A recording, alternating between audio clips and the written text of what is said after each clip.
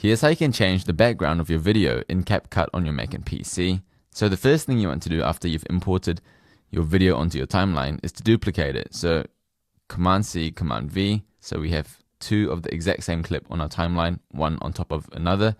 Now if we select the top one and go Remove BG, Auto Removal, it should remove the background. And now let's say we want to add a cool background, and you can find some cool backgrounds under stock materials.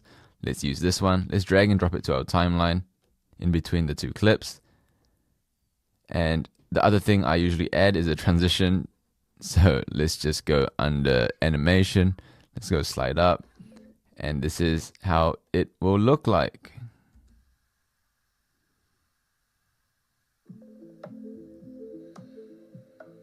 My name is Junius and I help people make and strategize educational content. If you're looking for more CapCut tutorials like this, feel free to check out this playlist here. Thanks for watching and I'll see you in the next one.